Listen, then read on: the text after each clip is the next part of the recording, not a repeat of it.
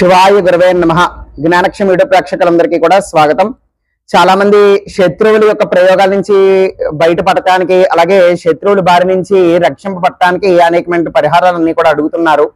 చాలా శక్తివంతమైనటువంటి ఒక మంత్రం గురించి, సాధన గురించి నేను మీకు తెలియజేస్తాను. ఇది స్వయం సిద్ధ మంత్రము. అయితే మీ యొక్క ఇష్టదైవం ఎవరైతే ఉన్నారో ఆ యొక్క ఇష్టదైవుణ్ణి తలుచుకోండి.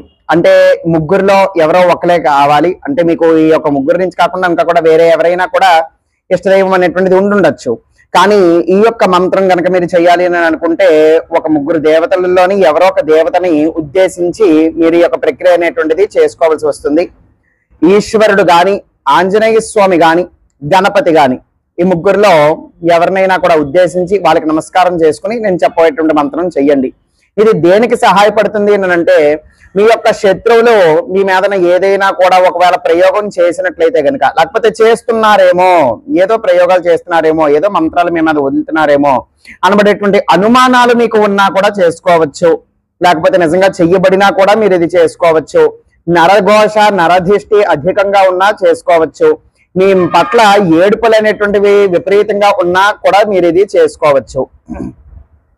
మంత్రం ఏమిటి అని అంటే, ఓం పరాభిచార శమనాయ నమః. ఇది మంత్రము. అయితే మళ్ళీ చెప్తున్నాను, ఓం పరాభిచార శమనాయ నమః. ఇది మంత్రం.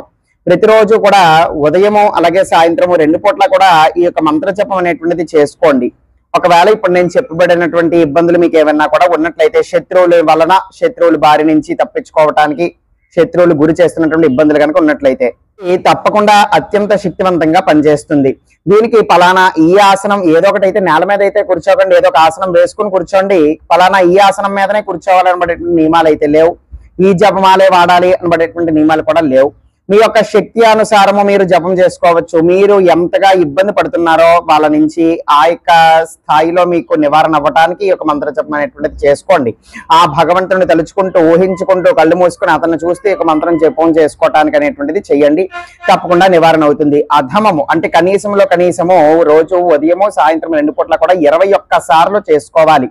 అంతకు మించి అధికంగా చేసుకున్నా కూడా ఏమాత్రము కూడా ఇబ్బంది లేదు. తప్పకుండా అద్భుతమైన ప్రయోజనం అనేటువంటిది ఉంటుంది. శివార్పణమస్తు.